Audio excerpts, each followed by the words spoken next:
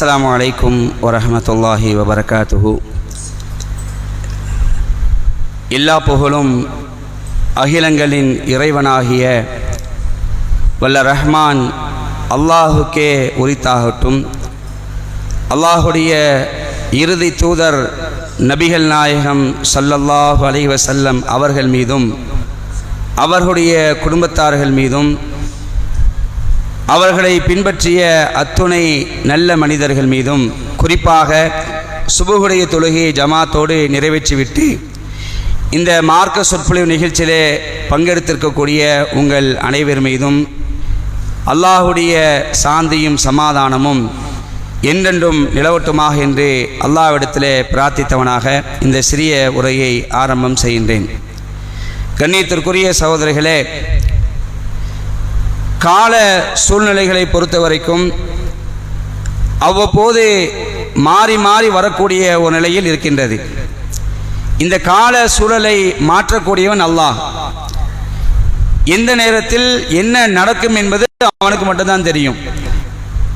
நாம் அடைந்திருக்கக்கூடிய இந்த காலம் என்பது கோடை காலம். ஆனால் இதிலையும் அல்லாஹ் என்ன செய்வான்? அவன் நாடினால் மழையையும் இறக்குவான்.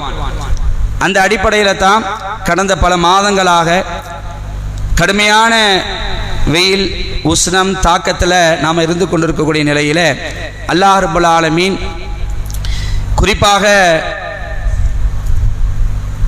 சென்னை, ஈரோடு, திருப்பூர் இது போன்ற மாவட்டங்களில் இதுவரைக்கும் பார்த்திராத அதிகமான வெயிலை அந்த மக்கள் சந்தித்திருக்கிறார்கள்.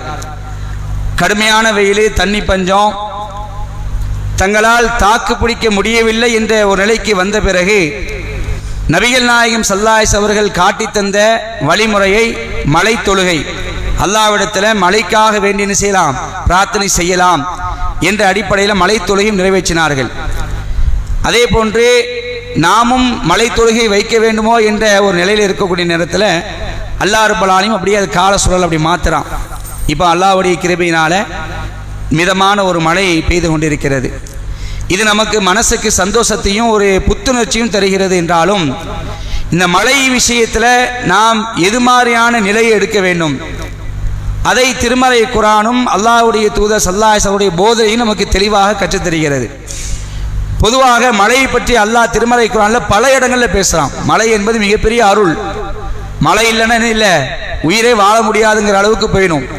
வறட்சி, கடுமையான பஞ்சம், இதெல்லாம் மழை இல்லாத காரணத்தினால தான் ஏற்படுகிறது. அப்போ நமக்கு கண்டிப்பாக அத்தியாவசிய தேவை என்பது வானிலிருந்து வரக்கூடிய மழை. இந்த மழையை பற்றி அல்லாஹ் குர்ஆனில் சொல்லும் பொழுது நாம் தான் இந்த மழையை இறக்குறோம் அப்படிங்கிறோம். மழை அதாவது இந்த மழையை நாம் தான் பொழிவிக்கிறோம். இதுக்கு நமக்கு சக்திக்கு நம்முடைய சக்தி இணையில ஆற்றல் கிடையாது. அல்லாஹ் ரப்பல் ஆலமீன் ஒரு 5 விஷயத்தை பற்றி அல்லாஹ் பேசலாம். இந்த 5 விஷயங்கள் என்னை தவிர வேறு யாருக்குமே தெரியாது அப்படின்னு நல்லா சொல்லி காட்டுறான். ஒரு 5 விஷயம் யாருக்குமே தெரியாது. இது மறைவான ஞானம், இல்முல் கைப். என்னெல்லாம் சொல்லுங்க பார்க்கலாம். நாளை என்ன நடக்கும் என்பது, நாளை என்ன சம்பாதிப்போம் என்பது யாருக்கும் தெரியாது. ஒன்று. ஒரு மனிதன் எங்கே மரணிப்பான் என்பது யாருக்கும் தெரியாது. வேற சொல்லுங்க. ஒரு தாயுடைய கருவறையில் ஆரம்ப ஸ்டேஜில் இருக்கக்கூடிய அந்த கருவறையில் இருக்கக்கூடியது யாருக்கும் தெரியாது. 3. வேற இது இல்லை. உலகம் எப்போ அழியும் என்பது யாருக்கும் தெரியாது. என்ன திடீர்னு கேள்வி கேட்க ஆரம்பிச்சுட்டு பயானா தானே போயிட்டு இருந்துச்சு. அப்போ அது மாதிரி கேள்வி கேட்டால் கொஞ்சம் நீங்கள் உஷாராக இருப்பீங்கிறதுக்காகத்தான். அப்போ ஒன்னே நாளை என்ன சம்பாதிப்போம்னு யாருக்கும் தெரியாது. எங்கே மரணிப்போம் என்பது யாருக்கும் தெரியாது. இப்போ காயில் பட்டத்து தான் இருக்கிறோம். காயில் பட்டத்தை தான் என்னுடைய உயிர் போன்று அடித்து சொல்ல முடியுமா? எங்கே அல்லாஹ் உயிரை எடுக்க இருக்கிறானோ அங்கே நேராக கொண்டு போயிடுவான், எப்படியாவது கொண்டு போயிடுவான். இது அல்லாஹ்வுடைய செட்டப்பு. அப்போ ஒரு மனுஷன் எங்கே மௌத்தா போவான்னு யாருக்கும் தெரியாது. ஒரு தாயுடைய கருவறையில் ஆரம்ப ஸ்டேஜில் என்ன இருக்கு, ஆனா பொண்ணா, அது யாருக்கும் தெரியாது, அல்லாஹ்வுக்கு மட்டும்தான் தெரியும். 4வது, உலகம் எப்போ அழியும், இந்த அண்ட சராசரம் ஒரு நாள் அழியும், அது யாருக்கும் தெரியாது. சொல்ல முடியுமா யாருக்காவது? திடீர்னு வருவானுவோ 2020 உலகம் அழிஞ்சிருமானுவோம். 1990களில் சொன்னாங்க, 2020 அழியலை, 2024 ஆச்சு. இப்போ ஒரு கதை ஒரு 2030 அல்லது 2050 ஒன்றுமே இருக்காது அப்படிங்கிறானோ, அதுவும் நடக்காது. அது அல்லாஹ்க்கு மட்டும் தான் தெரியும். இன்னும் எத்தனை 1000 வருஷம் போதோ எத்தனை லட்சக்கணக்கான வருஷம் போதோ நமக்கு அது அல்லாஹ்க்கு மட்டும் தான் தெரியும். அப்போ உலகம் எப்போ அழியுங்கிறது ரப்புல் ஆலமீனுக்கு மட்டும் தான் தெரியும். நான் 5வது மழை, இந்த மழை எப்போ பெய்யும் எப்போ பெய்யாது அடிச்செல்லாம் யாராலையும் சொல்ல முடியாது.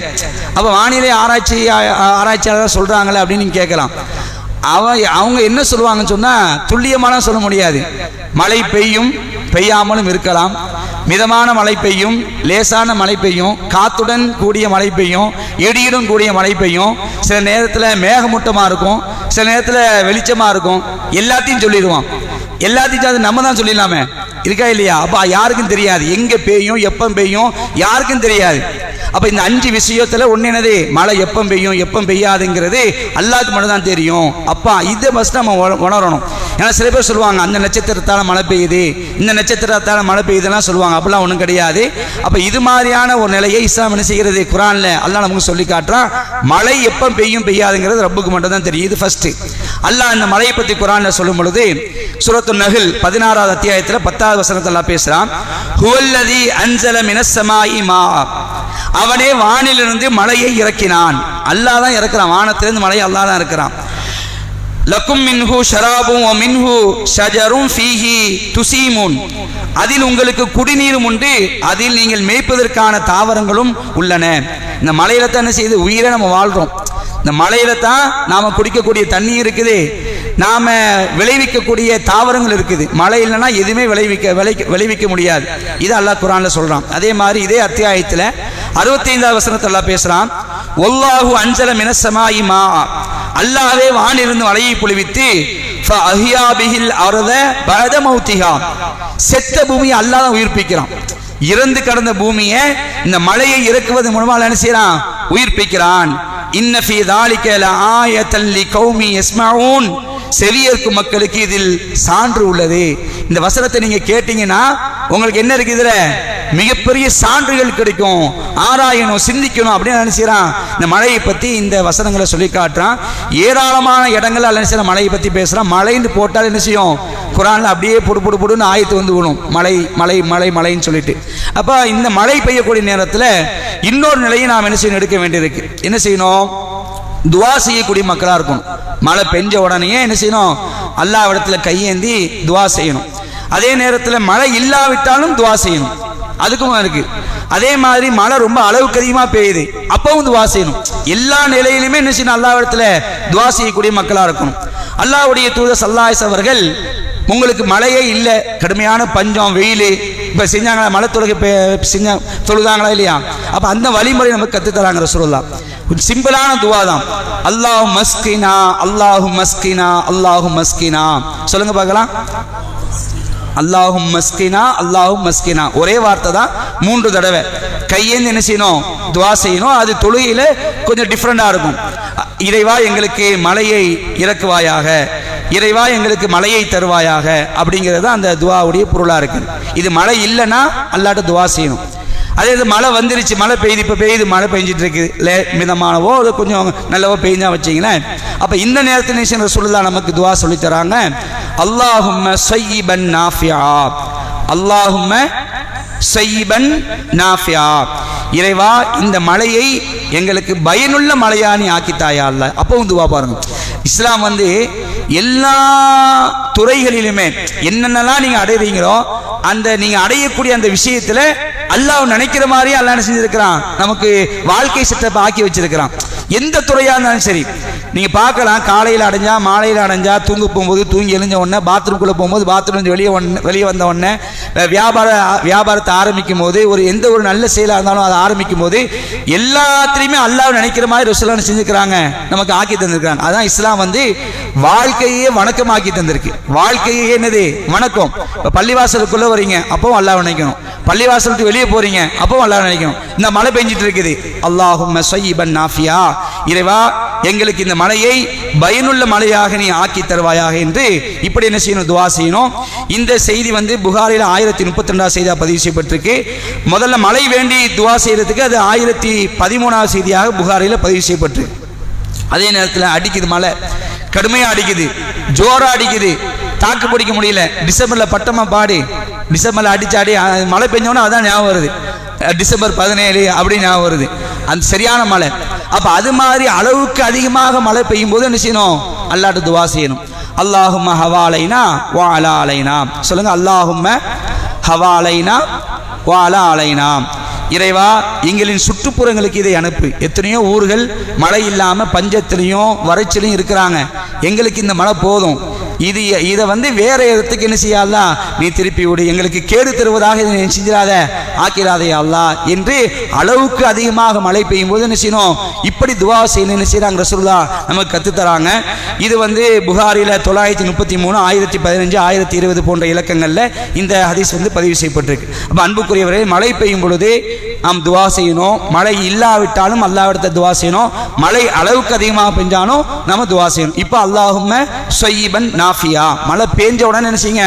இந்த துவாவை கேட்க ஆரம்பிச்சிருங்க. இறைவா, இந்த மழையை பயனுள்ள மழையாக நீ ஆக்குவாயாக என்பதுதான் இந்த துவாவுடைய பொருளாக இருக்குது. அன்புக்குரியவர்களே, எல்லா நிலையிலையும் எல்லா சந்தர்ப்பங்களையும் அல்லாஹ்வை நினைவு கூறக்கூடிய நன்மக்களாக நாம் இருப்போம். அப்படிப்பட்ட நன்மக்களாக அல்லாஹ் ரப்பல் ஆலமீன் நம் அனைவரையும் ஆக்கி அல்புரிய வேண்டும் என்று அல்லாஹ்விடத்தில் பிரார்த்தித்தவனாக இன்ஷா அல்லாஹ் வரக்கூடிய வெள்ளிக்கிழமை இஸ்லாமிய திருமணம் என்ற ஒரு மாத கால தொடர் பிரச்சாரத்தை முன்னிட்டு நம்முடைய கிளை சார்பாக மாணவ மாணவிகளுடைய ஒரு பேரணி ஒன்று வச்சிருக்கிறோம்.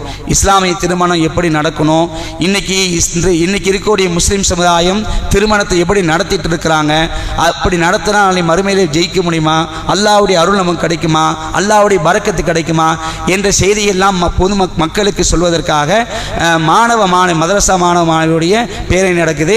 இன்ஷா இதில் நீங்கள் என்ன செய்யுங்க, பெரியவங்களும் ஆர்வத்தோடு நீங்கள் கலந்து கொள்ளுங்கள். உங்களுடைய பிள்ளைகள் இருந்தாலும் என்ன செய்யுங்க, இந்த பேரணியில் கலக்க செய்து நன்மையை பெற்றுக்கொள்ளுங்கள். அதே போன்று இன்ஷா அல்லாஹ் வரக்கூடிய ஞாயிற்றுக்கிழமை, இந்த வெள்ளிக்கு அடுத்து வரக்கூடிய ஞாயிற்றுக்கிழமை அருசியா பள்ளிவாசல் இருக்கிற இல்லையா, காட்டுத்தைக்காத்திரு, அங்கே வச்சு ஒரு பொதுக்கூட்டம் நம்ம ஏற்பாடு பண்ணியிருக்கிறோம். இன்ஷா அல்லாஹ் அந்த பொதுக்கூட்டத்தில் என்ன செய்யுங்க, இன்ஷா அல்லாஹ் நீங்கள் குடும்பத்தோடு கலந்து கொள்ளுங்கள் என்று கிளை சார்பாக அவங்களை கேட்டுக்கொள்கிறோம். வாஹிர் தாவானா அல்ஹம்துலில்லாஹி ரப்பில் ஆலமீன். வஸ்ஸலாமு அலைக்கும் வரஹ்மத்துல்லாஹி வபரகாத்துஹு.